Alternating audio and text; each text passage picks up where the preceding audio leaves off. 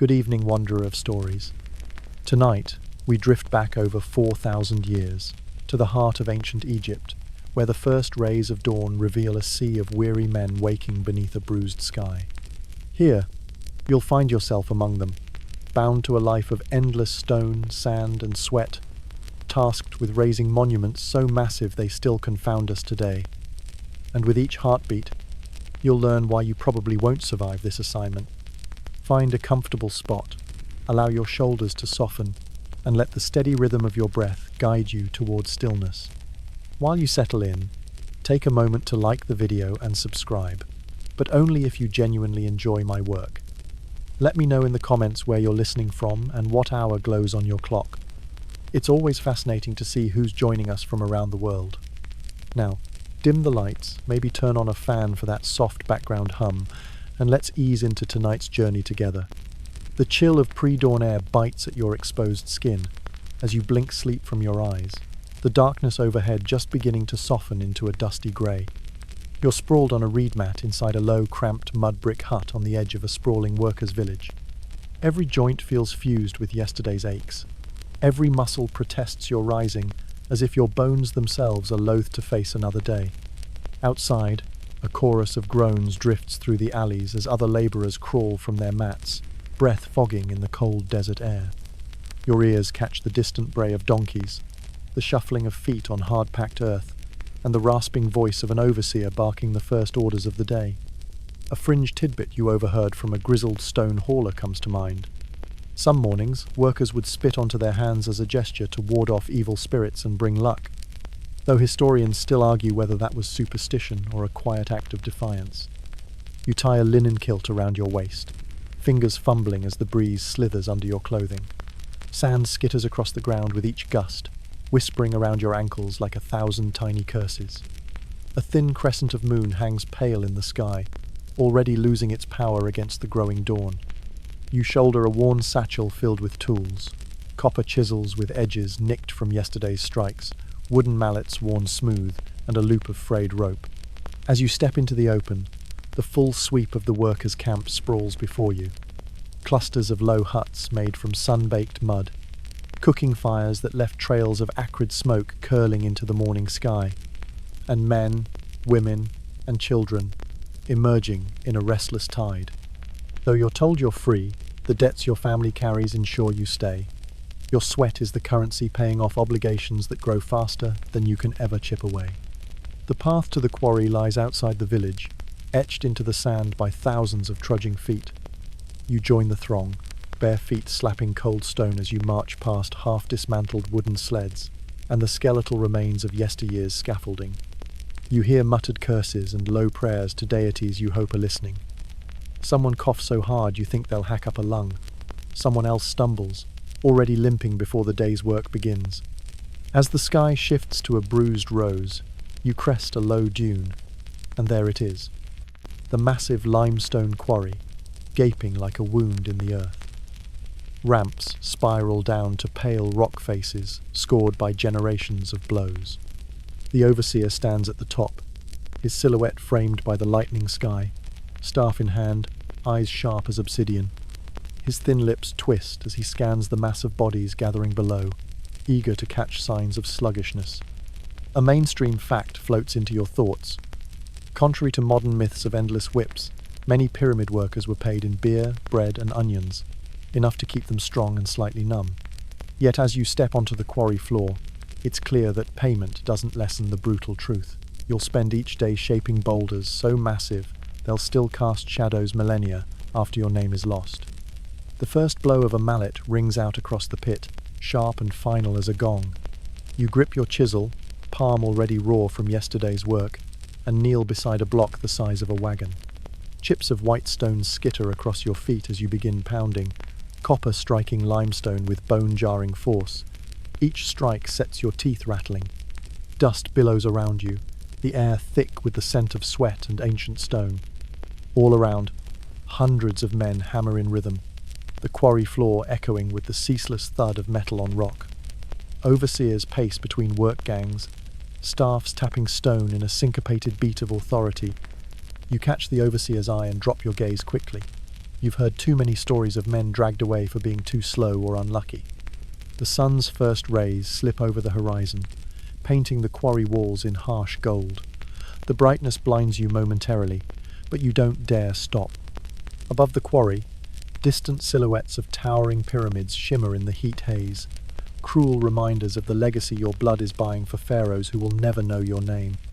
As you lift your mallet for the 1,000th time, a thought pulses through your aching mind.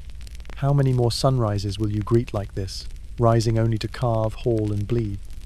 How many more nights will you collapse into dreams of cool rivers and soft beds that never come? And what will the gods think, watching you crack stone for a tomb larger than any king should ever need? Your arms already burn, shoulders screaming with each swing of your mallet as dawn slips fully into morning. The sun climbs rapidly, a molten disk creeping above the horizon, and its first true heat begins to seep into your skin. Around you, the rhythm of pounding hammers becomes a grim music, copper ringing against limestone in an unbroken chorus of human endurance. Dust clouds hang in the air like pale ghosts, coating your tongue with grit every time you gasp for breath. The overseer strides above the quarry floor, sandals crunching on scattered chips of stone. His eyes flick left and right, sharp as a falcon's, searching for signs of fatigue. You know his gaze will find someone soon. It always does. A man slumps forward, chest heaving, and before you can blink, a wooden staff cracks across his back. The man's cry slices through the hammering like a startled bird call, and everyone swings harder, as if hoping noise alone can hide weakness. You straighten for a moment to stretch your spine. The sun, now fully risen, shines fiercely off white limestone walls, throwing back light so bright it stings your eyes. Sweat runs in rivulets down your ribs, pooling at your waistband before dripping onto the dusty quarry floor. You catch the acrid scent of hot copper and old blood baked into your mallet's handle. Your stomach clenches at the thought of breakfast. Flatbread so stale it could hammer stone itself. A slosh of lukewarm beer, maybe a bruised onion if the gods smile. You bend to secure a rope around a block half the size of a hut. Together with 20 others, you haul it onto a wooden sled. The sled's runners, slicked with animal fat, groan as they scrape over rough rock. You lean in, muscles straining, feet digging for purchase in shifting sand. Someone grunts a hoarse song, half melody, half curse, and others join until the tune becomes a bitter, ragged chant. A mainstream fact flickers through your mind. Egypt's great pyramid projects required thousands of laborers over decades, coordinated like a military campaign. Each team assigned quotas, so strict missing them meant punishment. The thought steals your resolve, even as your knees threaten to buckle. You drag one foot forward, then another, sled inching painfully ahead. Above, vultures circle lazily against the blinding blue sky, waiting for heatstroke or falling stone to claim another meal. Their shadows drift over the quarry walls like silent omens. A fringe tidbit you overheard from an older worker comes back to you. Some believed these birds carried the souls of unlucky labourers skyward to face divine judgment, though historians still argue whether that was superstition or a desperate comfort. As the sled slides forward, sand scrapes under your sandals, the sound harsh as grinding teeth. The overseer's voice booms across the quarry. Faster! His words whip you harder than any staff. You bite your lip and lean until your chest nearly touches the sled's wooden rails, every muscle trembling, every breath a ragged sob. The sun climbs higher, now blazing overhead, and the air thickens into a stifling blanket. The sand grows so hot it could blister your feet through thin soles. Your sweat evaporates the instant it appears, leaving salt crusting your skin. The reek of hundreds of unwashed bodies working shoulder to shoulder rises around you, a heady brew of musk, stale beer, and desperation. Your mind begins to drift as you haul. You imagine a world where elevators replace sleds, cranes lift stones like feathers, and your days don't end with your face in the dust. You think of thick mattresses and hot meals, of shoes that don't disintegrate after a week in the quarry's grind. You laugh under your breath, the sound cracking in your parched throat, because such luxuries are beyond even the pharaoh. You pause only when the sled reaches the edge of the quarry ramp, resting briefly as workers wedge logs beneath to brace it. You slump against the sled's flank, chest heaving like a bellows. Around you, other men collapse to their knees, sweat streaming into the sand in dark spots. The overseer eyes each of you in turn, staff tapping the ground rhythmically. His lips curl, but he says nothing, turning away to check on the next team. Relief washes through you like cool water, though your muscles still tremble with the knowledge that mercy here is measured in seconds. Nearby, a man retches into the sand, rising to spit bile before staggering back to his place at the ropes. No one spares him pity. You can't afford it when your own breath feels too shallow. Above, the sun's white light pounds down mercilessly, flattening every shadow until you feel as though you're being ground into the quarry floor along with the stone. Your hands blister and split, raw flesh pressed against the coarse rope. Blood smears across the fibers, turning them dark and sticky. Each pull makes your palms scream, but you tighten your grip because stopping is worse than pain. In the distance, the Great Pyramid rises like a jagged tooth against the horizon, its gleaming limestone face a cruel reminder of why you're here. Each block you haul joins countless others stacked skyward in a monument so massive it could swallow the years of your life without noticing. The sun reaches its zenith, hanging in the sky like a molten coin, and the heat becomes a living thing pressing down on your shoulders, wrapping its claws around your neck. Sand turns to a searing carpet beneath your feet, each grain a tiny ember threatening to set your souls alight. You shield your eyes with a shaking hand, peering across the quarry where scores of men haul, hack and heave under the same relentless glare. Above it all, the overseer's voice slices the thick, shimmering air like a whip. Faster. Lift. Don't stop. You resume your place at the sled, gripping the coarse, blood-slick ropes, feeling new blisters forming over yesterday's raw spots. Every tug sends a line of fire across your back. The limestone block shudders forward inches at a time, the sled's wooden runners groaning under the weight. The scent of hot wood, old sweat, and scorched copper fills your nostrils until you almost retch. A worker ahead stumbles, knees buckling, face striking the sand with a dull thud. He doesn't rise. Two others break ranks to drag him aside, but the overseer descends on them, staff cracking across shoulders until they scatter back to the ropes. The collapsed man lies still, chest barely rising, eyes half-lidded. Overhead, vultures drop lower, wings flaring to catch rising thermals that carry the scent of heatstroke and failure. A mainstream fact burrows into your mind through the haze of exhaustion.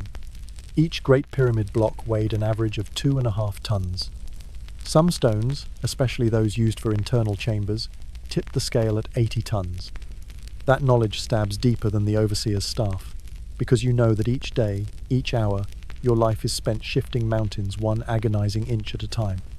Around you, curses rise in half a dozen tongues. Men from Nubia, Canaan, Libya, all yoked to the same ropes, bound by debts, conquest, or birth.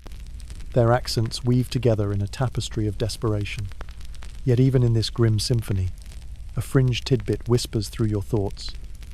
Some records suggest the best pyramid builders were skilled specialists, respected enough to be fed better than common labourers, though historians still argue whether most workers were free men with seasonal contracts or conscripted peasants with no choice at all.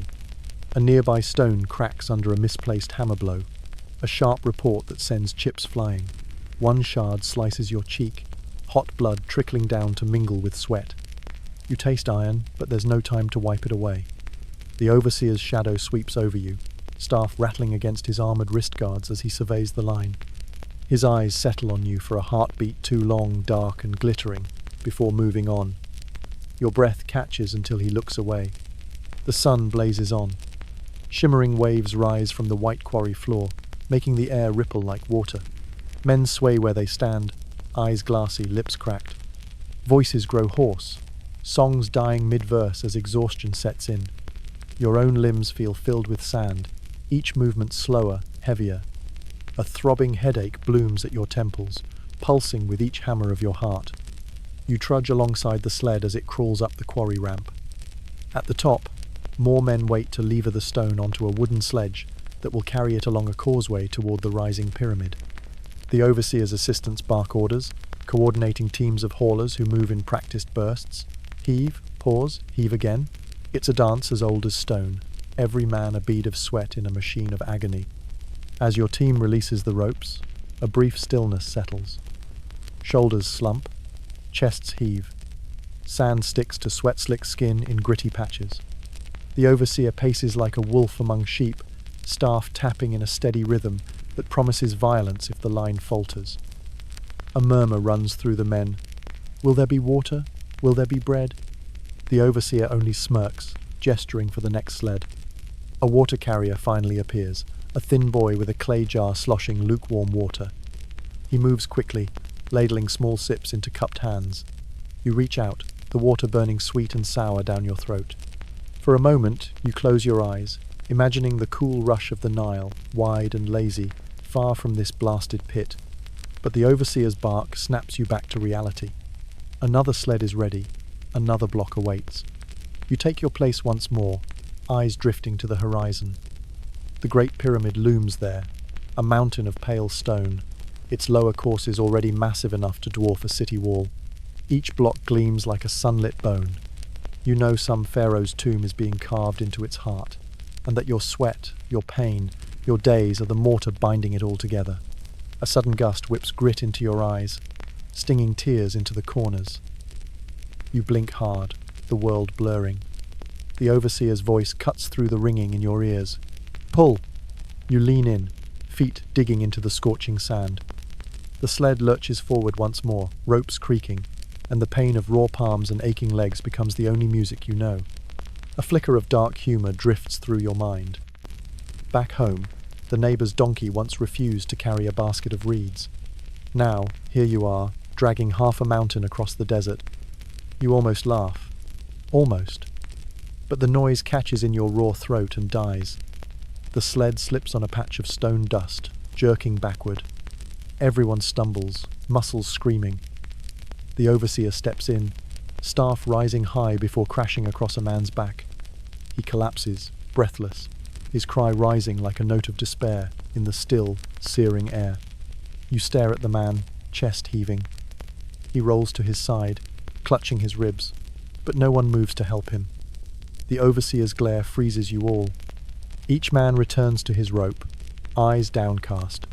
Spirits weighed with the knowledge that pity is a luxury reserved for those who aren't fighting the sun for their lives. The sun begins its slow descent, but the heat barely slackens. Each hour passes with the weight of eternity, stretching your senses thin. You've lost track of how many blocks you've hauled or how many sleds you've dragged. Your world has shrunk to the rasp of rope on blistered hands and the roar of blood in your ears. Every muscle in your back feels like it's been beaten with mallets. Your thoughts turn sluggish, fogged by exhaustion, hunger, and the unyielding glare of the afternoon light bouncing off white limestone walls.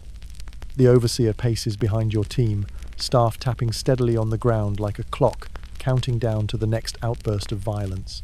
His eyes sweep across the line, catching every falter. You watch him in your peripheral vision even as you keep pulling, terrified of catching his gaze directly. Once, your friend from a neighbouring village told you the overseer's eyes reminded him of a crocodile's, dark, cold, patient for the moment you slip. That friend is gone now. A shattered leg beneath a stone ended his days in the quarry. You hear a rhythmic chant rise along another team's line, a song older than the oldest pyramid. Its words are nonsense syllables to your ears, but the beat is strong, pulsing, lifting spirits for a few precious moments. You join in with a rough hum.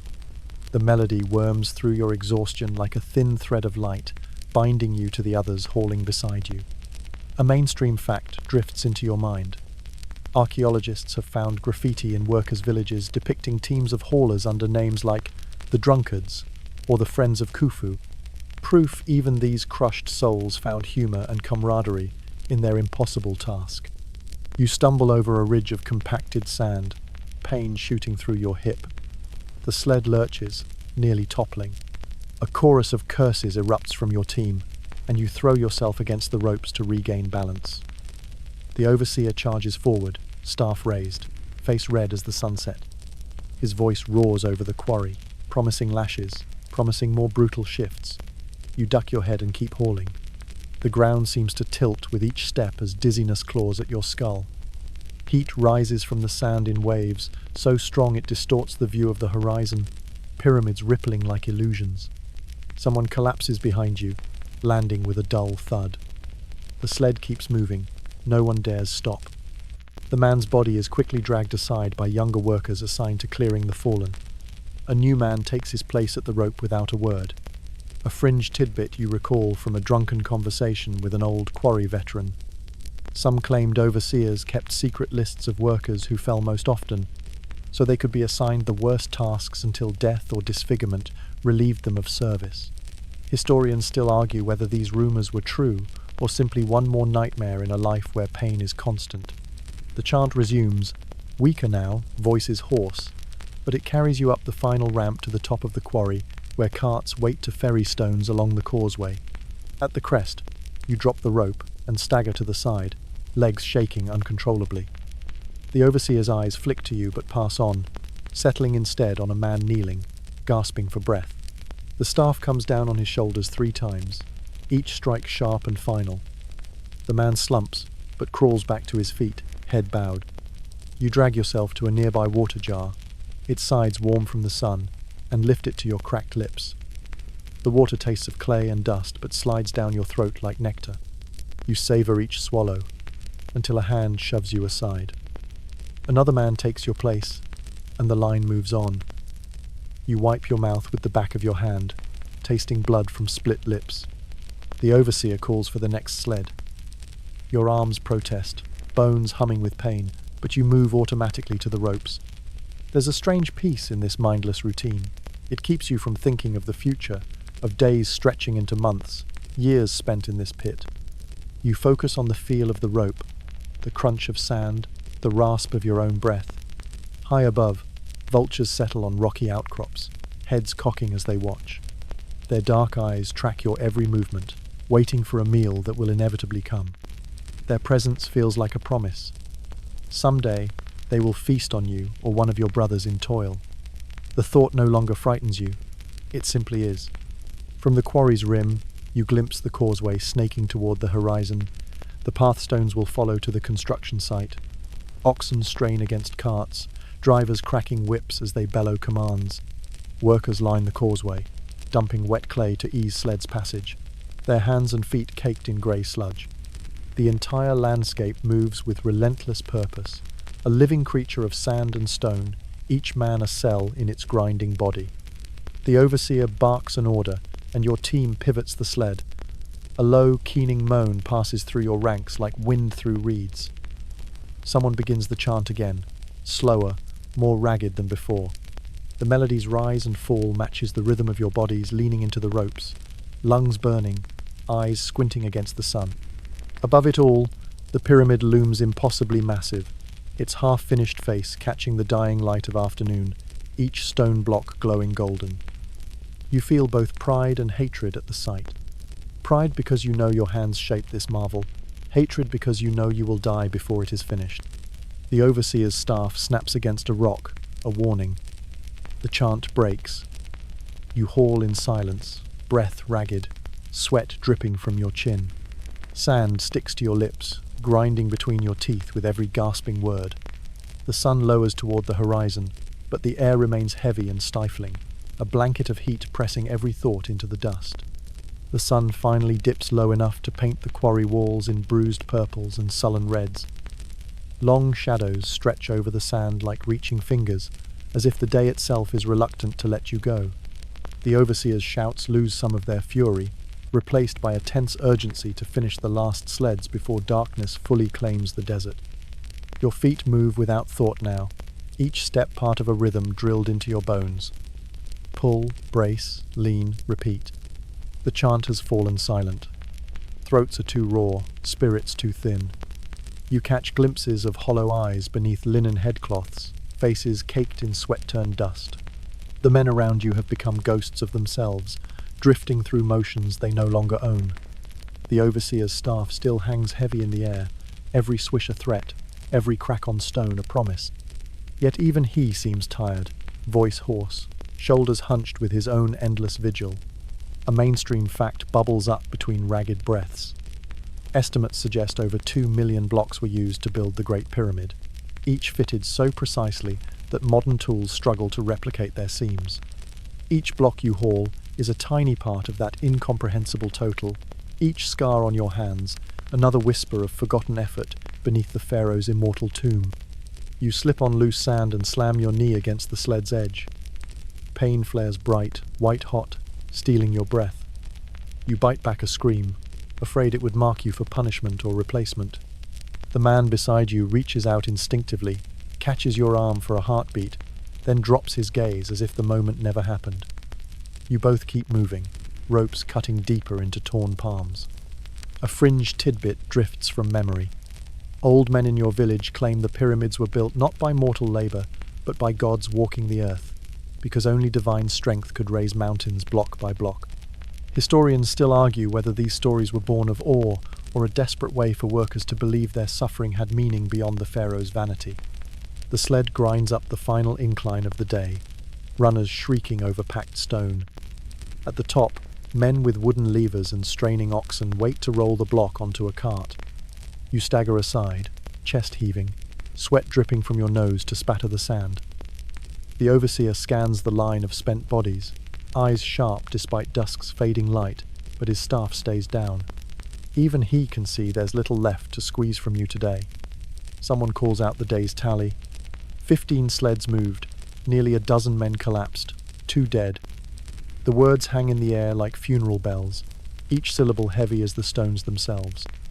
You stare at your feet, toes black with grime, nails split, wondering how many more days you can rise before your own tally is counted.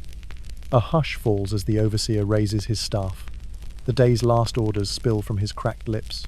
Tools return to the storage hut, ropes coiled, sleds stacked for morning. You drop your mallet onto the pile with a dull clatter, each handle stained dark with thousands of hands. The copper heads gleam dully in the twilight, nicked and dented from endless blows. You limp toward the workers' village, weaving between low fires, flickering to life. The scent of boiling porridge wafts through the alleys, barley gruel with a hint of dried onions. Your stomach growls so loudly it makes your chest ache. Shadows shift across hut walls as men slump into doorways or collapse onto mats. Every cough, every groan is muffled by exhaustion thick as river mud. Near the village entrance, a boy not yet 10 years old waits with a clay jug. He offers it to each worker who passes, eyes wide and solemn. You lift the jug with both hands, drink deeply. The water is warm, tastes faintly of sand and old clay, but it fills the hollow in your belly enough to quiet the gnawing ache. You nod your thanks. The boy steps back silently, already focused on the next in line. A donkey brays somewhere in the dark, a tired, mournful sound that seems to echo every worker's thoughts. You pause in the alley, breath slowing, night breezes cooling your overheated skin. The first stars blink awake overhead, silver pinpricks in an inky sky. The pyramid's silhouette looms in the distance, black and monstrous, its unfinished peak like a knife tip aimed at the heavens. You hear hushed laughter from a hut where a few men share flatbread and watery beer. Their voices are low, words soft, jokes edged with exhaustion, but brightened by a defiance that refuses to die. You join them, sinking to the ground near the fire's meager glow. Crumbs of bread fall into your lap as you eat, each bite chewy, tasteless, but precious as gold. Stories drift between sips of beer, tales of workers who escaped to sail the Nile, of overseers who vanished into the desert, of old queens buried with curses so fierce they turned invaders to stone. Some tales are wild lies, others might carry a seed of truth, but tonight no one cares. The stories are warmth, breath, proof you're still alive. A distant temple drum begins its slow beat, calling prayers for the departed. The sound pulses through the village, deep and resonant, a reminder that tomorrow will dawn the same as today, unforgiving, endless. Men shift closer to the fire, faces orange in the flickering light, eyes already glassy with sleep or despair. You lie back on your reed mat, muscles humming with pain, spine curving against the packed earth. Overhead, stars spin slowly in the black sky, timeless watchers of your small struggles. You wonder if Ra himself looks down each night, weighing your sweat and broken bones against the pharaoh's dreams. You almost laugh, but your breath catches in your chest, the sound more sigh than chuckle. As your eyes drift closed, you feel the fire's warmth fade, the cool desert night seeping into your bones. Sand grits your hair, sticks to your lips, Somewhere, an overseer's staff cracks once more, a sharp punctuation to the day's brutal coda. And beyond it all, the pyramid waits, its dark shape patient as a mountain, eternal as the stars. You wake in a rattling cart crawling across a shimmering wasteland of white dust. Your wrists are bound by iron cuffs, rubbed raw with rust, every bump of the cart sending jolts of pain shooting up your arms. The sky overhead is a pitiless blue, the kind of colour that looks beautiful only if you aren't lying in a chain of prisoners dragged like cattle. The air tastes sharp, laced with the dry bite of distant salt that seems to seep into your lungs with each ragged breath. Around you, dozens of men slump under the weight of their chains, heads hanging low.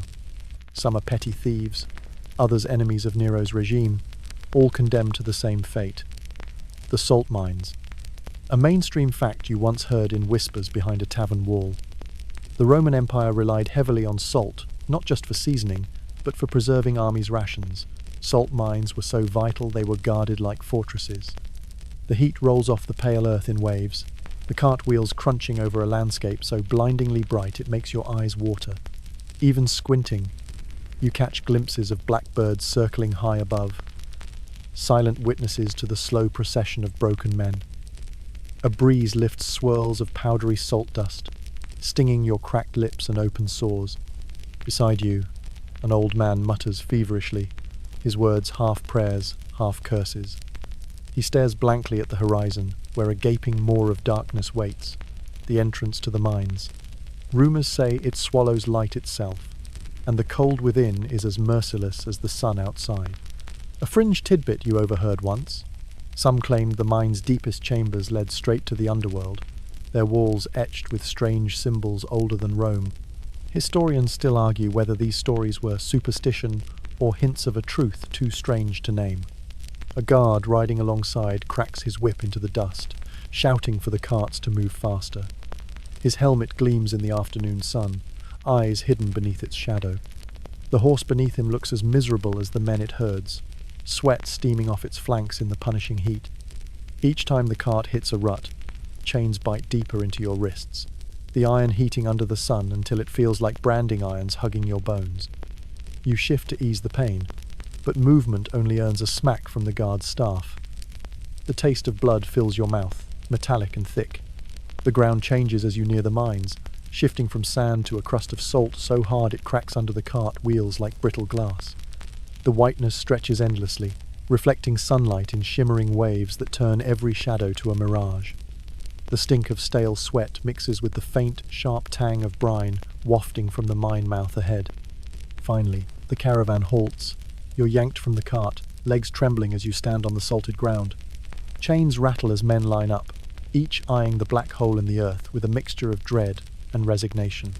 Overseers bark orders, the crack of whips punctuating every command. A mainstream fact pulses in your mind, cold as the chains around your wrists. Under Nero's rule, exiles to labor camps like these were sentenced without appeal, their fate sealed by the emperor's signature and the guard's cruelty. Here, your life isn't measured in years, but in how many loads of salt you can haul before your body breaks. A priest stands near the mine's entrance, robes dull with dust, murmuring prayers so quietly they vanish under the barking overseers. You wonder if the gods can even hear him this deep into Rome's cruelty, or if they simply turn away, tired of so much death offered in the name of empire. You shuffle forward as the line moves, feet crunching over hard salt. Each breath grows sharper, lungs already raw from hours under the sun. Ahead, the mine entrance yawns wide, its darkness thick and cold even from a distance. A gust of frigid air spills from within, carrying the scent of wet stone and the promise of endless night.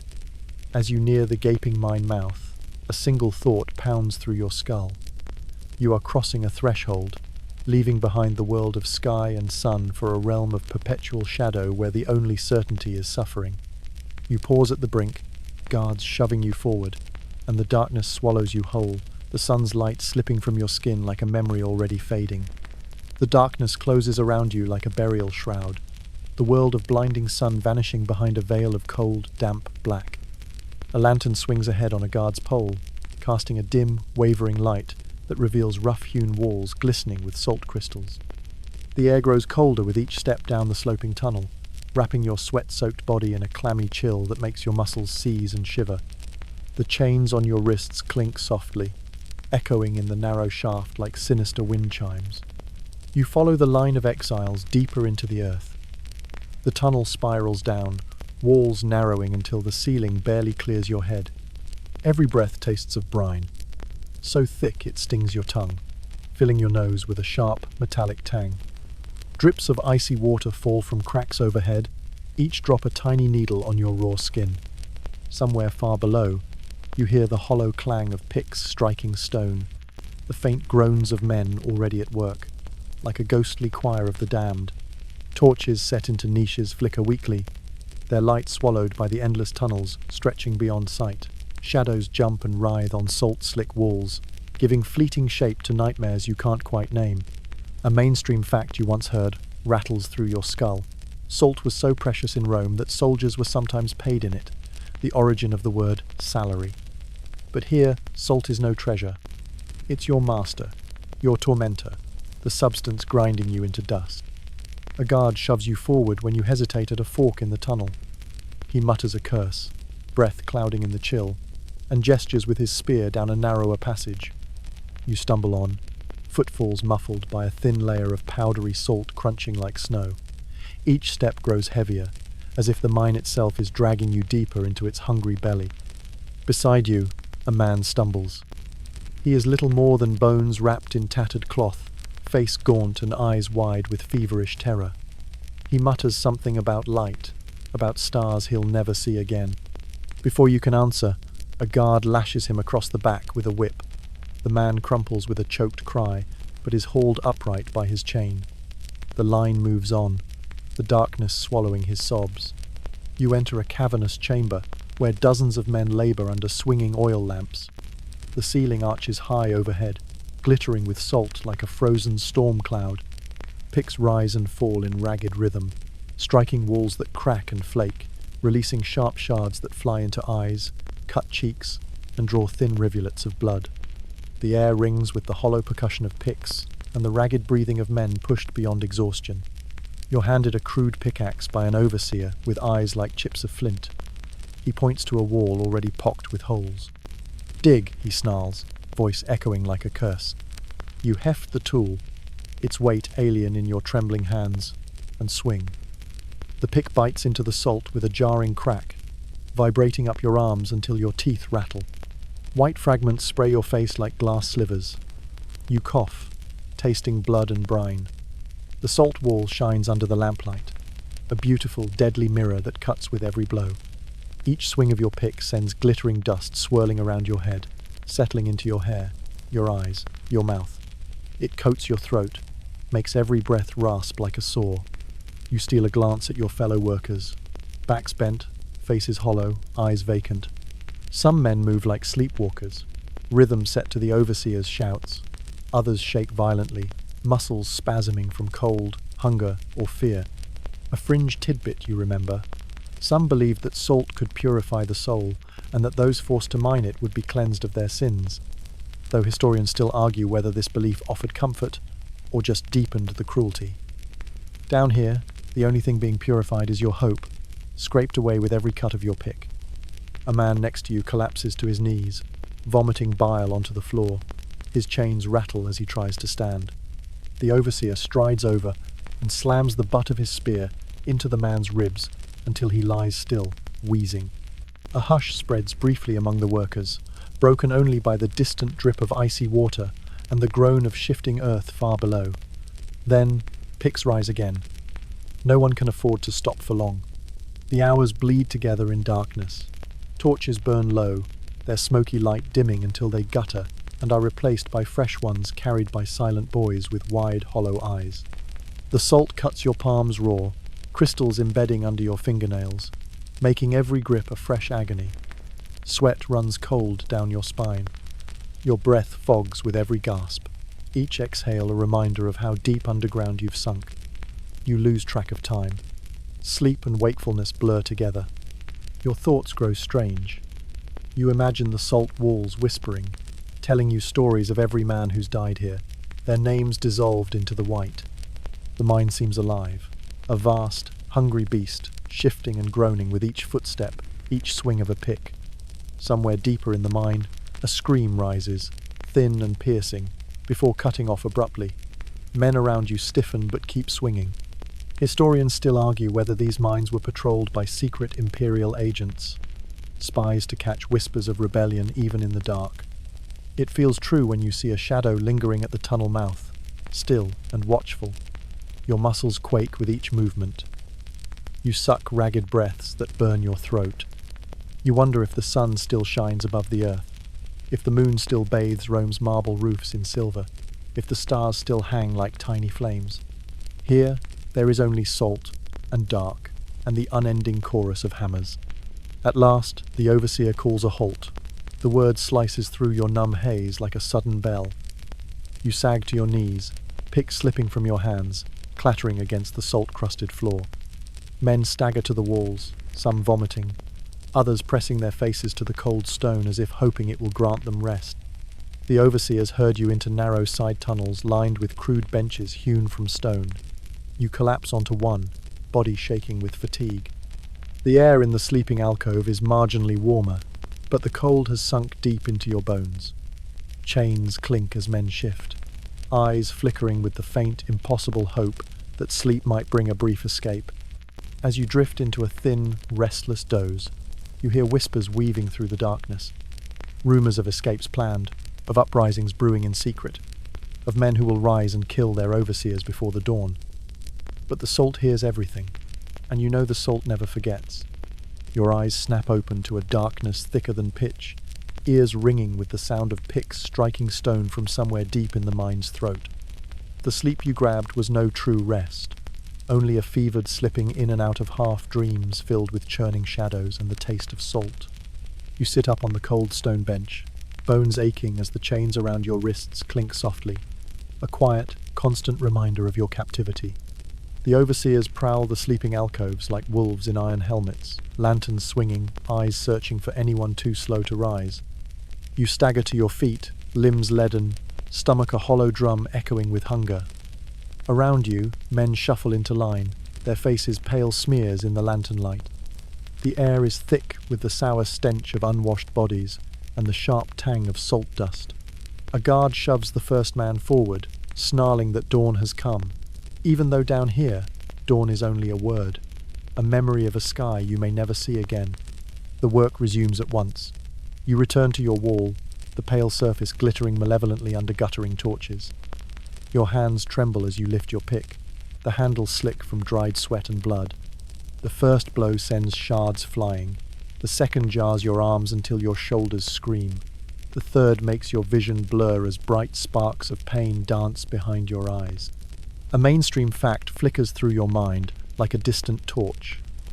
In Rome, salt was so essential, it was known as white gold, hoarded, traded, and fought over. But there's no gold here, only the white agony of salt that slices skin with every careless brush, that scours your throat raw with every breath. Your grip slips as salt dust cakes your palms. You wipe them on your tattered tunic, smearing old blood into new wounds, and keep swinging. Picks rise and fall around you, a deafening chorus of metallic cracks punctuated by groans.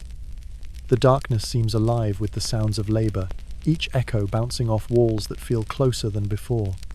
A claustrophobic pressure builds in your chest, a fringe tidbit you remember from hushed gossip. Some said the mines were cursed by gods who envied the earth's hidden riches, and that any man who dared harvest their treasures was doomed to die blind and nameless. Historians still argue whether such beliefs sprang from primitive superstition or the grim truths learned by men who spent years in darkness. Beside you, a man swings too wildly, his pick slamming into another's shoulder. The injured man lets out a strangled cry as blood seeps through torn cloth. The overseer arrives like a storm, grabbing both by the chains and yanking them apart before driving his staff into their ribs. One collapses, gasping. The overseer's eyes glow like coals in the lamplight, his teeth bared in a wolfish snarl. When he moves on, the men struggle back to their feet in silence. Time unravels in the black tunnels. Hours bleed together until you're no longer sure if minutes or days have passed. You claw salt from the walls, each swing of your pick slower, each breath ragged. Crystals flicker in the dim light like mocking stars, tiny points of cold beauty in a world of endless suffering. The overseers pace the tunnels, boots crunching on salt, eyes sharp for signs of hesitation. Each time they pass, you straighten despite your exhaustion, pick moving faster as terror grants you a moment's strength. Every so often, you hear a muffled sob or a hoarse cough behind you. They're reminders that you're not alone in your torment, though you might as well be. Suddenly, the pick in your hands catches on a fault line. A crack runs up the wall, a groaning sound following it like a warning rumble of thunder. You drop the tool and leap back just as a slab of salt shears off, crashing to the floor and shattering into jagged chunks. A spray of sharp crystals explodes, cutting your cheek and peppering the nearby workers with stinging shards. A hush falls. The overseer's lantern swings wildly as he rushes over. His gaze darts from the fallen slab to you, lips curled in disgust. "Back to work!" he bellows, voice echoing through the chamber like a thunderclap. You scramble forward, hands stinging, and lift your pick once more. The chamber grows colder as the day grinds on. Each breath feels sharper, like inhaling knives. Your ears strain for any sign of the world above. Bird song, the murmur of wind, but there is nothing but the hammering picks and your own ragged breathing. The only rhythm here is pain. Between blows, whispers slip from worker to worker, passed like contraband along the line. Talk of a plan, a revolt brewing in the deepest shaft. Some claim there's a hidden passage out of the mine, that if you slip into it at the right time, you can crawl into the desert night and vanish. Others warn of informants planted by Nero himself, ears eager for rumors of sedition. Historians still argue whether such plots ever existed or were desperate fantasies conjured to survive another hour. You listen, but say nothing. The overseer's eyes are everywhere, his staff quick to punish. Hope feels dangerous here, like a spark that could ignite disaster. The overseer calls a halt only when exhaustion has drained even his voice of fury. You slump against the wall, chest heaving, the salt behind you cold and unyielding. A guard pushes you toward the sleeping alcoves, lanterns swinging to light the way. You shuffle forward with the others, chains clanking in a slow dirge. As you reach the alcove, you sink to the stone bench, pick dropping from your fingers with a dull clatter. You tilt your head back, eyes fluttering closed as darkness wraps you like a heavy blanket. But even here, even in the fleeting relief of stillness, you know dawn, or what passes for it underground, will come too soon, demanding more blood for salt. The overseer's call tears through the tunnels like a blade, sharp enough to slice the last thin threads of rest. You jolt upright before sleep can even think to settle in your bones. The others do the same, eyes red, bodies stiff with cold, but everyone knows there's no point protesting. Here, stillness is punished, and rest is a fleeting rumor. You rise with a groan, joints cracking in the damp air. The salt floor beneath your feet is slick with sweat and brine, a treacherous surface that has claimed more ankles than you can count. Your pick waits by the wall where you left it, the handle gritty, crusted with dried blood. You snatch it up as the overseer strides past, his boots grinding white powder into the stone. His face is a mask of disgust, eyes gleaming with a predator's joy whenever they catch someone moving too slowly. The lantern swinging from his belt throws jumping shadows across the walls, making the mine seem alive with slithering forms. You march back to the workface, throat already parched. The passage to the chamber feels narrower today, the ceiling seeming lower, the air heavier. Picks begin to ring out again as men resume their endless hacking, each blow biting into the salt like the tick of a clock that only counts down to ruin. The first hours pass in brutal silence, the only sounds the crack of picks, the rasp of strained breathing, and the occasional barked curse from the overseers. A mainstream fact you remember from the outer world seems to mock you with its distance. Rome's elite dined on delicacies preserved in salt pulled from mines like these, each glittering grain a tiny monument to lives ground away in darkness. You adjust your grip, muscles burning with each swing. The salt wall shears off in jagged flakes that fall into a growing pile around your ankles, crunching underfoot. The dust fills your nostrils, settling into your lungs, scratching your throat raw. Each breath feels like dragging in shards of glass. Your mouth dries so completely your tongue sticks to your teeth. A sudden commotion flares a few feet away. A man's pick glances off a crystal seam and rebounds into his own knee with a sickening crack. His scream rips through the chamber, thin and high, echoing like a dying animal. He collapses, clutching his shattered leg. Blood wells quickly, dark against the white salt. The overseer is on him in an instant, staff smashing down again and again until the scream fades to a whimper. Two guards drag him away by the chains, his eyes rolling back, head bouncing limply across the floor. Work resumes the moment his voice is gone, as if the mine itself demands the silence of pain. A fringe tidbit you once heard from an old merchant passes through your mind like a drifting ember. Some claimed that before their own fall, certain emperors ordered salt mines cursed, believing them to house spirits too angry to allow peace.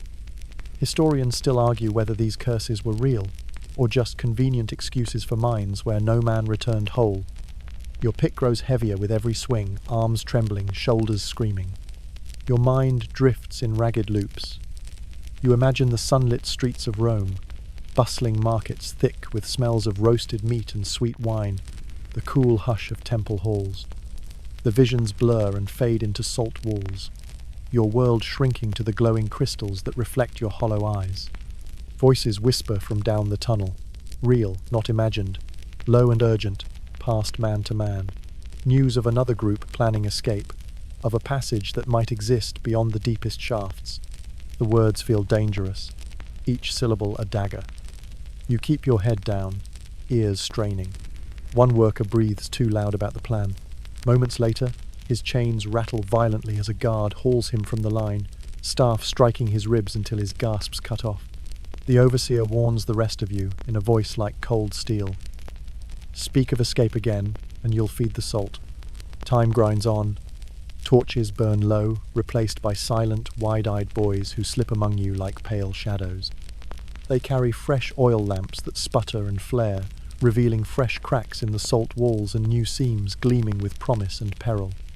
The mine seems to groan as you work, a low, shifting rumble, like some ancient beast shifting in its sleep. Picks strike in tired rhythm, each blow a drumbeat of desperation. Every man's face glistens with sweat gone cold in the underground chill. The floor becomes slicker with each hour, a treacherous sheet of crushed salt dust where feet slide and twist. Falls are common now. Each tumble earns a lashing or worse. You catch yourself twice, the second time only by slamming your shoulder into the rough wall, jarring your teeth hard enough to taste blood. The overseer moves among you with his staff raised, eyes alive with suspicion. His helmet catches the light, a gleam that flickers like a signal to the gods that cruelty is alive and thriving in the deep earth. He pauses at your side, lips curling as his gaze sweeps over your work.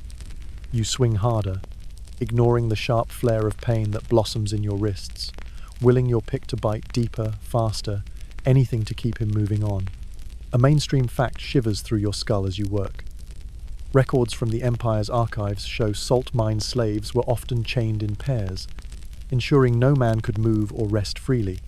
Your chains, heavy on your arms, feel like the Empire's cold hand gripping your soul. You risk a glance at the men to either side, eyes sunken, cheeks hollow, bodies little more than sinew and willpower. One mutters a prayer to Mercury, voice ragged with hopelessness, begging for swiftness or death, whichever comes first. His words disappear under the hammering picks, eaten by the mine's endless hunger. Dust settles into every crease of your skin, your eyelids heavy with grit. The lamps sputter and hiss. A distant boom of rock shifting deep in the mine sends a shiver through the floor, a brief hush rippling through the chamber before picks resume their deadly chorus. Whispers drift back from the far tunnels of men who vanished during collapses. Bodies never recovered, their names struck from the rolls. Some say the mine keeps them as part of its price. Historians still argue whether these stories were real warnings or tales spun to terrify new arrivals into obedience. The overseer finally raises a hand, signaling a halt. Picks drop with dull clangs. Men slump forward, chests heaving, some coughing up phlegm flecked with blood.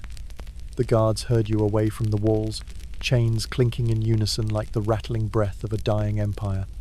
As you trudge toward the sleeping alcoves again, you see one man lying motionless in the shadows, overseers stepping over him without pause. His eyes stare wide at the low ceiling, his face frozen in an expression of hollow surprise. No one says his name. You step over him too, because if you don't keep moving, the mine will claim you next. You stagger back to the alcoves at the overseer's command, boots dragging through a slurry of crushed salt and sweat. Each step feels like wading through mud that wants to pull you under. You brace a hand against the tunnel wall, crystals biting into your palm like 100 tiny teeth. Around you, men shuffle with eyes fixed on nothing, minds retreating into a place where the pain can't reach, at least for the moment. In the alcove, you drop to the stone bench with a low groan. The chain between your wrists clinks as you let your arms hang limp. A thin draft slides across your sweat-soaked skin, cold enough to make you shiver, even though your muscles burn with lingering heat. Someone nearby coughs wetly, the sound tearing at the heavy silence. Another man whispers a name, maybe his child's, maybe a god's, voice cracking as the word dies unheard. The overseer prowls the alcove, lantern held high. Its feeble light spills over faces like a harsh moon, revealing sunken cheeks, cracked lips, eyes wide and glassy with exhaustion. His gaze skims over you, pausing just long enough to make your heart lurch before moving on. He smirks, as if savoring your fear, then paces on, boots crunching salt with every step. A mainstream fact claws its way to the surface of your weary mind. Rome's salt mines were such a crucial resource that even minor thefts could earn citizens a death sentence. And here, deep in the mine, you know there is no law but the overseer's whim, no court but the crack of his staff. A voice pipes up in the dark, quavering and too loud. "There's a tunnel!" A way out near the lowest chamber. But before the words can echo twice, a guard lunges from the shadows, iron-shod boots slamming into the speaker's ribs. The overseer swoops in, staff rising and falling until the man's cries thin to silence. The tunnel rings with a hush so deep you can hear your own ragged breathing. A fringe tidbit bubbles up. Some claimed Nero himself visited the mines in disguise, his curiosity morbid enough to see the empire's punishment firsthand. Historians still argue whether he ever truly stepped foot in these tunnels, or if his cruelty simply cast a long enough shadow to haunt every corner of Rome. You hunch forward, clutching your stomach as hunger gnaws with a twisting ache. The last meal you remember was a crust of hard bread and a slosh of water, so salty it felt like swallowing a mouthful of ocean. Your mind drifts toward thoughts of roasted meat, sweet figs, the tart sting of fresh wine on your tongue, luxuries you'll never taste again. You almost laugh, but the sound catches in your dry throat. Overseers call the men back to their feet, voices cracking like whips. You rise, legs trembling so badly you nearly fall. The lanterns sway as workers file out, chains rattling like iron serpents in the dark. You move with them, feeling more like a stone rolling downhill than a man walking of his own will. The air grows colder the deeper you trudge, breath fogging in the thin lamplight. Walls loom closer with each step, salt shimmering like frost. Somewhere overhead, the mine groans with shifting rock, a low, grinding moan that freezes every foot in place for a heartbeat before the overseers bark you onward. You reach a new chamber, its ceiling lost in darkness beyond the lantern's flicker. The walls glisten wetly, veins of salt cutting like pale lightning through grey stone. Picks rise and fall as you and the others set to work again. The rhythm of blows is unending as the night. The first strikes send splinters flying, dust hanging in clouds that coat tongues and throats with bitter grit. You fall into a fugue of motion. Swing, breathe, swing again. Pain becomes your only measure of time, each fresh flare marking another moment survived. The chamber is alive with the music of suffering. The thud of picks, the hiss of breath, the soft curses drifting between men who might have once been enemies but are now united by misery. A shape moves in the corner of your eye, small, quick. You turn your head just in time to glimpse a rat skittering between piles of salt chunks, eyes gleaming like polished obsidian. You envy its freedom, the ability to scurry where it will, the chance to slip from these tunnels and vanish into the night. You work until your shoulders burn and your hands feel detached from your body. Each swing is a battle of will, your mind screaming to stop even as instinct forces you to keep moving. A man near you begins to sob, thin, keening cries that grow sharper until they're cut off by the overseer's staff. He slumps, forehead pressed to the salt floor, but his pick never leaves his grasp. Time bends and warps. The darkness feels deeper than the ocean. You think you hear voices whispering from cracks in the walls, but when you turn, there's only the endless, glittering white. A mainstream fact slices through your haze. Rome's salt was so profitable that salt taxes filled coffers as richly as gold or silver, funding roads, aqueducts, and legions. You wonder bitterly if every stone of Rome's grandeur drips with the sweat of men like you, salted tears frozen into marble facades. The overseer's call comes again, harsh and final. You drop your pick, arms numb, knees buckling as you slump to the floor. Guards drag you upright, shoving you into line with the others as the work shifts end. Lanterns sway overhead as you march back through the tunnels, breath clouding the cold, each step a tiny surrender to the mind's hunger. Back in the alcove, men collapse onto stone benches or directly onto the floor. Chains settle with a quiet finality, metal links cold as the salt walls around you. Someone coughs so deeply it sounds like something tearing inside them. You lean back, eyes tracing dancing shadows on the ceiling, knowing dawn, or what passes for it in this sunless pit, will bring the overseer's roar once more. A fringe tidbit drifts across your mind, as consciousness frays at the edges. Some Romans swore salt mines whispered secrets to those near death, offering glimpses of futures or God's anger. Historians still argue whether these tales were born from the delirium of men who spent too long in the dark. The overseer's silhouette passes between lamps, casting long, shifting shapes. His staff taps the ground like a metronome, each click counting out the moments until you're forced back to the wall, back to the pick, back to the ceaseless carving of white wounds into the earth. And so you lie awake, eyes open, as the salt mine holds you in its cold, silent embrace. The dawn breaks over the desolate ruins of Tanis, but the light feels weak, its pale beams barely brushing the tops of fallen columns and leaning obelisks half buried in drifting sand. You stand ankle-deep in dust at the entrance of a royal tomb that has eluded plunderers for centuries. The air is sharp and dry, every breath tinged with the ghost of ancient incense and the acrid scent of sun-baked limestone. Your fingers ache from hours of scraping sand from a cracked doorway you're certain no one has touched since Psusennes I, Egypt's elusive silver pharaoh, was laid to rest. Around you, Tanis lies eerily still. Tattered palm fronds whisper against broken statues, each breeze carrying the weight of centuries. In the shifting shadows, you almost imagine figures watching, jackal-headed gods peering from behind pillars, or the restless dead checking to see who dares disturb royal sleep. A mainstream fact you recall in a tremor of awe, while Tutankhamun's tomb dazzled modern eyes. Psusennes I was buried with more wealth than any other pharaoh yet discovered, a hoard overlooked for millennia because his city fell to ruin while others rose. A glint catches your eye near the base of the doorway. You kneel, brushing sand aside until something warm and metallic emerges, a gold rosette, its delicate petals hammered so thin they flutter with each breath of wind. Your heart pounds so loudly it seems to echo off the tomb walls.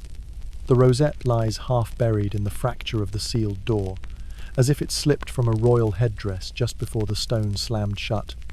Sweat beads on your brow as you work. Each handful of sand reveals more. Beadwork glinting like stars, chips of lapis lazuli scattered like tiny fragments of the sky. A fringe tidbit passes through your mind. Ancient workers sometimes salted tomb sites with decoy treasures, gilt wood and imitation stones, to lure thieves into traps. Historians still argue whether such cunning tactics delayed looters long enough for real treasures to slip through the cracks of memory. Your hands move faster. The crack widens beneath your chisel, groaning like a wounded animal.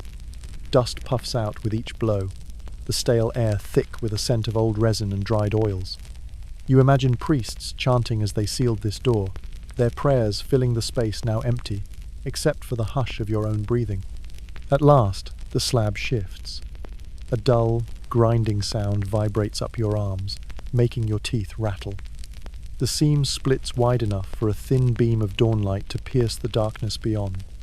A pulse of gold gleams back at you from within, bright enough to steal your breath. You wedge your shoulder into the opening, stone rasping against your tunic as you strain. Slowly, inexorably, the door heaves open just enough to slip inside. Inside, the air is cold and still, every breath heavy with the weight of centuries. You push deeper, torch held aloft, its trembling light casting darting shadows along walls smothered in hieroglyphs. Painted gods stride across scenes of sacrifice and rebirth, their eyes alive in the flickering glow. Amidst them, lines of silver hieroglyphs gleam, whispering secrets of a king who ruled when Egypt's glory was fading, but who demanded an afterlife more splendid than any who came before him. You step carefully over a drift of sand piled against a chest crusted with turquoise inlay. Every footfall raises motes of golden dust that swirl around your torchlight like a storm of tiny suns. Along the walls, long spears, ceremonial shields, and gold-leafed furniture lean where they were propped by priests over 3,000 years ago. A mainstream fact slams home. Psusennes I's burial mask, crafted entirely of solid silver and gold, remained so pristine that even the linen wrappings stuck to it like new when first unwrapped by modern archaeologists. And now, here in the breathless dark, you feel the pull of that unimaginable treasure waiting somewhere just beyond reach. Your hand brushes a cluster of amulets strung together on a rotting linen cord. Scarabs carved from dark green feldspar, tiny falcons with eyes of carnelian, protective wadjet eyes winking as your torch dances across them. Each piece promises power, protection, an unbroken passage to the afterlife. You lift them gently, their surfaces slick with ancient oils, and slip them into a pouch. The soft clink of amulets becomes the music of your heartbeat. Further in, an overturned alabaster jar spills a river of jewelry. Gold collars with hammered lotus motifs, bracelets studded with lapis cabochons, rings heavy with signet seals of long-dead officials. Even the dust seems to sparkle, laced with flecks of mica that glitter like distant stars. Your torch catches a low table, where shabty figurines stand in neat rows, each crafted with exquisite care.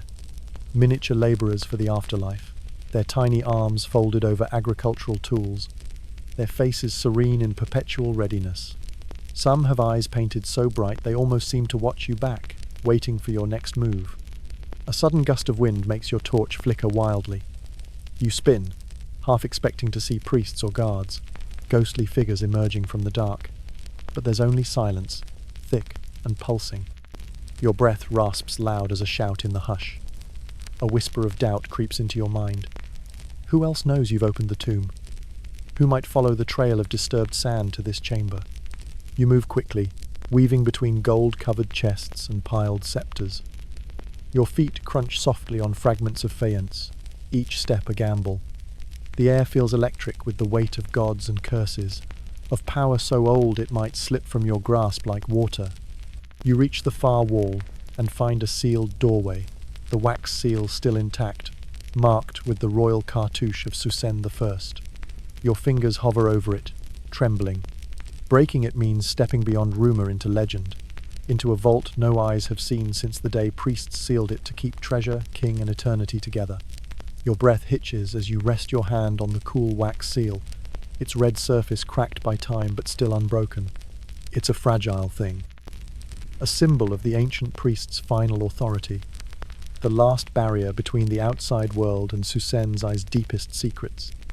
You close your eyes for a heartbeat, listening for movement, for breath not your own, but the tomb remains eerily silent, as if the gods themselves are holding their breath. You press your thumb to the seal. The wax crumbles under your touch, flakes falling to the floor like dried blood. The door groans faintly as you shoulder it open, a sound like a dying animal echoing off the painted stone. A gust of air sighs from the newly opened chamber, stale and sharp, laced with resin and centuries-old decay. Your torch flares as the draught stirs it, sending shadows leaping across walls dense with painted hieroglyphs. Before you unfolds a vault so dense with treasure that your eyes struggle to absorb it all. Gold glints from every surface, chests piled atop one another, their lids askew to reveal gleaming bracelets, pectorals and necklaces, ceremonial daggers with hilts of obsidian, and blades honed sharp enough to draw blood with a glance. Scarabs as large as your palm, their wings spread in eternal flight. A mainstream fact pounds through your stunned silence. Psusennes I was buried during the Third Intermediate Period, a time historians once thought poor and chaotic. Yet his tomb revealed an opulence rivaling any age of Egyptian splendor. The hoard proves the Silver Pharaoh's reign was anything but impoverished.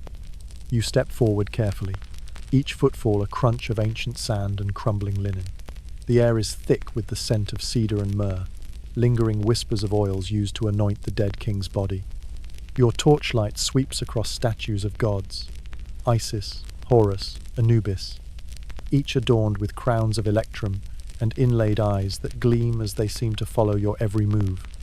In the center of the chamber, you see the coffin, an outer sarcophagus of gilded wood, adorned with scenes of the king's triumphs and prayers to the gods. You run your hand along its side. The gold is cold, but it hums with a silent power, as if the pharaoh's presence still radiates outward from the hieroglyphs etched into every inch. A fringe tidbit you remember sends a thrill of dread down your spine. Priests sometimes wove hair from their own heads into mummy wrappings as a final, binding protection for the pharaoh. Historians still argue whether this was an act of piety or a way of swearing eternal loyalty beyond death. You catch yourself glancing around, half expecting a silent line of priests to step from the shadows, eyes painted black and mouths ready to curse intruders. Your torchlight skitters over a stack of canopic jars, lids carved with the heads of the 4 sons of Horus, Imseti, Hapi, Duamutef, Kebesinuef, guardians of the pharaoh's organs. The jars gleam with alabaster polish, their eyes inlaid with tiny pieces of lapis that catch the light like chips of midnight sky. Beyond the jars stands a table piled with amulets and Ushabti figurines. You sift through them carefully. Tiny crocodile amulets for Sobek's protection, gold amulets of the jade pillar for Osiris's stability, heart scarabs inscribed with spells meant to persuade Ma'at's scales during the final judgment. Each piece is as delicate as it is priceless, crafted with a precision that would humble any jeweler alive today. A small door at the far end of the chamber catches your eye, half hidden behind a massive statue of Amun-Re. The statue's gaze is fierce, lips curled into an imperious smirk as if daring you to proceed. You slip around it, back pressed to the wall to avoid knocking anything loose. The door is narrow, barely wide enough to squeeze through, yet the scent of stale air wafting from the gap promises more chambers beyond. Pushing the door open reveals a corridor lined with painted reliefs of the pharaoh's journey through the underworld. Scenes of battles against serpent demons, trials at the feet of ancient gods, and triumphant arrivals before Osiris unfurl along the walls in colours so vivid they look freshly painted. A mainstream fact rises unbidden. Many tombs contained elaborate texts like the Amduat, maps of the afterlife detailing every peril a soul must conquer to reach eternal peace. You wonder if Psusennes I's journey truly ended, or if his soul still wanders these halls. You move slowly, torch raised high, footsteps stirring eddies of dust that swirl like spectral dancers. A low grinding sound halts you in your tracks. You strain your ears. At first, there's only your own ragged breath. Then you hear it again. A footstep, soft but definite, somewhere deeper in the passage. You freeze, pulse hammering, mind racing through possibilities. Had you woken someone, or something? A whisper of movement answers. The scrape of sandals on stone, the faint clink of metal. You press yourself into a niche, heart thundering loud enough you fear it will give you away. The shadows ripple with each flicker of your torch, morphing into prowling animals, hooded priests, or cloaked raiders. A fringe tidbit you once overheard flares in your mind. Jackals, sacred to Anubis, sometimes prowled tombs at night, slipping in after intruders to feed on fresh corpses. Historians still argue whether the jackals truly protected the tombs, or were just opportunists drawn to the smell of blood. You slide forward, muscles taut, eyes sweeping the darkness. Your foot brushes something small and hard. You look down to find a bronze dagger, its blade dull but edges still keen. The hilt bears a faded cartouche. You slip it into your belt, comforted by its weight even as fear coils tighter in your chest. Torchlight catches on a figure at the end of the corridor, a tall man clad in tattered linen, head wrapped in cloth, face hidden in deep shadow. His posture is rigid, hands at his sides. He doesn't move as the light dances closer. For a breathless moment, you wonder if he's a statue. Then his chest rises slowly, deliberately. You duck back around the corner, heart hammering against your ribs like a drum. Who else could be down here? Another tomb robber? A lost priest? Or something far older, waiting in the dark for fools like you? The silence closes in, heavy and absolute, broken only by the distant drip of water falling in slow, measured drops that echo like the ticking of a clock counting down your luck. You press your back against the cold stone, the corridor's painted gods glaring from the walls as if daring you to flee or fight. The torch trembles in your grip, shadows leaping across the narrow passage with every flicker. Each ragged breath comes sharp and loud, and you're certain whoever, or whatever, waits ahead can hear it as clearly as you do. The silent figure still stands at the far end, unmoving, the torchlight barely reaching to catch the edges of his linen wrappings. Steeling yourself, you inch forward, steps feather light on the dusty floor. Every crunch of sand beneath your sandals sounds like thunder in the hush. The figure doesn't stir. You pause, eyes scanning for any shift in his posture, any hint of breath. The corridor feels colder with every step, as if the tomb itself has drawn in a long, frozen breath. Closer now, the light reveals more. The figure's robes are finely woven, darkened by the grime of centuries, but once regal, edged with faded gold thread. An amulet of the Eye of Horus hangs at his chest, its obsidian surface polished even after millennia. You catch a glimpse of his face under the wraps, only to realize it's a funerary mask, eyes empty and gleaming, mouth fixed in a serene, eternal smile. A hollow laugh nearly escapes your throat. This guardian is a mummified priest, propped here as a final warning to tomb raiders. A mainstream fact pounds through your head. Priests and high officials were sometimes buried, standing upright in tombs, posed to appear vigilant for all eternity. The effect works. Your legs threaten to give way as the mask's stare seems to bore into your soul. You slip past the guardian, torchlight dancing over his mask's cold features. The corridor beyond widens into a small antechamber, littered with the splinters of rotted crates and crushed pottery. The floor is a mosaic of coloured tiles, surprisingly intact, depicting lotus flowers and stalks of papyrus bending in the breeze.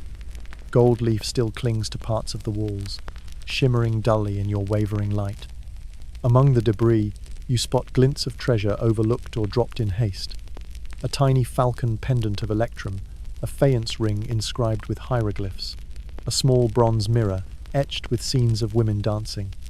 You slip them into your pouch, each object cold and heavy with the weight of lost centuries. The air grows thicker the farther you move. The antechamber leads into a vaulted room where columns rise like petrified trees, painted with scenes of the pharaoh's triumphs. Psusennes smiting enemies, presenting offerings to Amun, sailing across the heavenly Nile. Between the columns lie heaps of treasure, chests spilling strings of beads and carnelian, jars sealed with wax, weapons inlaid with turquoise and ivory. Your torchlight brushes a massive sarcophagus of polished pink granite, lids askew, the carved faces of protective deities glaring with chipped eyes. A line of hieroglyphs runs around the rim, spells from the Book of the Dead, promising safe passage, and 1,000 offerings in the field of reeds. You run your hand over the cold stone, every groove of a hieroglyph alive with power. A fringe tidbit returns to you like a ghost. Legends claim that after Psusennes' death, some priests feared his spirit might wander, so they carved secret passages in his tomb, narrow crawl spaces meant to confuse or trap the pharaoh's car if it strayed too far from his body. Historians still argue whether these were protective measures or veiled insults by priests angered by unpaid wages or palace intrigue. You kneel to examine the floor near the sarcophagus, brushing away a layer of sand. Your fingers trace a thin line, a seam barely visible even under your torch. The seam forms a square outline, a trapdoor so cunningly fitted it almost vanishes into the mosaic. You work a dagger's point into the crack, prying gently until it creaks open with a sigh of stale, cold air. A narrow shaft drops into deeper darkness. Voices reach you from somewhere back in the corridors, low and rough, too alive to be ghosts. You freeze, head whipping toward the tunnel you left behind. Footsteps shuffle over stone, deliberate and unhurried. You douse your torch with a breath, plunging yourself into total blackness. The only sounds now are your heartbeat and the soft echo of intruders drawing closer. A mainstream fact cuts like a knife through your fear. Entire teams of tomb robbers were executed in Egypt's late dynasties, their bodies impaled outside necropolises as a warning. Yet the riches found in Tanis prove many succeeded, until they didn't.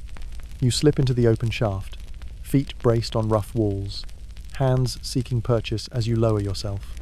Cold draughts rise past you, carrying hints of old incense and something else. The faint, coppery tang of dried blood. The shaft ends in a crawl space barely wider than your shoulders, walls pressed close enough to scrape your elbows. You squeeze forward, the darkness thick as oil, ears straining for pursuit. A faint glow ahead draws you on, a tiny lamp left burning in a hollow. You reach it and find yourself in a secret chamber, walls covered in scenes of the pharaoh seated before a banquet of bread, beer, and fruit. The floor is littered with small offerings, wooden boxes of dried dates, clay jars sealed with faded cartouches, and tiny carved animals laid in neat rows. You move among them like a ghost, knowing each object was placed with reverence, and that by your hand the sanctity of this place unravels. Above, faint voices argue, anger rising. They must have reached the sarcophagus chamber. Your fingers tighten on your dagger. Every breath tastes of stale air and ancient dust. Somewhere deep in the tomb, you hear the low rumble of shifting stone, a reminder that the tomb itself may yet have the final word on who leaves with treasure and who never leaves at all. You press your back against the cold wall of the hidden chamber, trying to quiet the ragged pull of your breath as the angry voices above grow louder, more urgent. The lamp at your feet casts a pool of flickering light, dancing shadows across hieroglyphs that promise safe passage through the underworld, if only you had time to read them. Every heartbeat feels like the beat of a drum, too loud, too exposed. The floor beneath you is littered with offerings meant for a king's journey beyond death. You move carefully, stepping between alabaster jars sealed with ancient resin, gold-tipped canes laid with reverence, and miniature boats meant to ferry Psusennes' soul across the celestial Nile. Each object glows softly in the lamplight, whispering of rituals and prayers lost to memory. A mainstream fact hammers through your mind. Tanis was once Egypt's northern capital, a city of grand temples and tombs, rivaling even Thebes. Yet centuries of Nile floods buried it, sealing its necropolis under layers of silt that kept treasures safe, while entire dynasties rose and fell. Now, standing among these long-lost riches, you feel both exhilaration and terror. A scuffle above jerks you from your thoughts. Boots scrape over stone, curses hissed in a language older than the pyramids. One voice shouts an order. The sound of a heavy chest being wrenched open echoes like thunder down the shaft. You curse silently. You have only moments before they realize the true prize has slipped beyond their reach. You cross the chamber to a low archway, half hidden behind a carved pillar of Osiris. The passage beyond is tight, barely wider than your shoulders, the ceiling low enough you must stoop. The walls here are rougher, unfinished, as if priests had planned another corridor but abandoned it in haste. Each step echoes with the hollow resonance of empty tombs, the smell of old resin clinging like a second skin. Halfway down, a breath of air brushes your face, cool and fresh, carrying the faintest hint of night. You nearly cry out in relief. Somewhere ahead must be a vent or crack leading to the surface. Yet you force yourself to move silently, each footfall a careful whisper on the gritty stone. A fringe tidbit slides into your thoughts. Ancient tomb builders sometimes included false passages leading nowhere, complete with traps or hidden pits, to mislead grave robbers. Historians still argue whether these were common or merely cautionary tales shared to frighten would-be thieves. You run your hands along the walls, seeking seams or trick stones, every nerve lit with the fear of a sudden drop. The passage kinks left, then right, opening into a small chamber where the ceiling arches high overhead. Your torchlight catches walls covered in painted figures of Anubis weighing a heart against Ma'at's feather, scenes of eternal judgment unfolding in stunning detail. The colours are so fresh, they seem painted yesterday. Reds vibrant, blues deep as twilight, greens alive as new papyrus. You feel as if you've stepped into the Book of the Dead itself, surrounded by a pantheon eager to judge you. Your eyes catch movement across the chamber. A pair of golden eyes gleams in the darkness. Your heart stutters before you realize it's a statue. Anubis himself, jackal, headed and regal, crouched on a gilded shrine. His gaze pierces the gloom, polished obsidian eyes reflecting your torch like dark stars. You swallow hard, torn between awe and the urge to bolt. You edge closer, finding the floor littered with scattered beads, gold foil, and splintered boxes. Your foot nudges a broken amulet of Hathor. It rolls with a soft clink. You pause, straining for sounds of pursuit. Faint, muffled shouts filter through the stone above, but no footsteps echo yet in your secret hall. A mainstream fact steadies your breath. Psusennes I's burial proved that even in Egypt's decline, the art of gilding, jewelry, and stonework reached heights undreamed of in earlier ages. The tiny golden vulture you lift now glows with delicate feathers chased into the metal, each barb a miracle of lost craft. You slide along the chamber's far wall, scanning for another exit. A narrow slit gapes behind a collapsed statue of Horus, half buried under rubble. You squeeze through, stone scraping your arms. Beyond lies a tight corridor sloping upward, walls bare and rough-hewn. A draught carries the faint tang of fresh air, stronger now, almost enough to taste freedom. A shuffle in the dark behind you jolts your nerves like a lightning strike. You whip around, dagger in hand, blade catching a thin line of torchlight. The shadows remain still. You back up, steps quickening, fighting the urge to run flat out through the confining tunnel. The corridor bends again, this time opening into a small vestibule whose walls are covered in curses carved deep into the stone. Hieroglyphs warn of swift retribution by the crocodile god Sobek and eternal hunger in the jaws of Amit. Some glyphs are filled with red pigment, as if the priests themselves feared these words' power might fade without fresh blood. You force yourself onward, passing ancient spells meant to frighten tomb robbers like yourself. Another mainstream fact filters through your mind. Priests often renewed curses centuries after a tomb's sealing, recarving glyphs so they would remain potent. You wonder if someone renewed these, and if they still watch from shadows. A faint light glows ahead, a blue shimmer that spills onto the tunnel floor. You step forward, nearly weeping as you see a shaft leading up to the stars. An old vent left unsealed, moonlight flooding in from above. Cool night air sweeps across your face, filling your lungs with the first clean breath you've drawn in hours. You climb quickly, hands gripping rough stones, dagger tucked tight against your chest. Each footstep dislodges sand that hisses down into darkness behind you. At the top, you haul yourself onto the desert floor, sprawling beneath the open sky. The stars blaze overhead, bright and fierce, moonlight turning the sands to pale silver dunes. A fringe tidbit tickles your mind. Many believed that after death, pharaohs joined the circumpolar stars, unsetting lights that would guide Egypt forever. You lie on your back, panting, wondering if Psusennes' soul stares down from those same stars, amused or enraged at your theft. The stillness is broken by faint shouts drifting up from the tomb's depths. They found your trail. You scramble to your feet, sand spilling off your tunic, eyes darting for the next ridge or ruin. The treasure weighs heavy at your hip, but the night calls you onward, desert winds whispering of freedom or a quick, quiet death beneath the stars. The moonlit sands stretch before you, dunes rising and falling like frozen waves, each ripple a hiding place or a trap. You stagger forward, every step sinking ankle-deep in fine grains that whisper around your legs.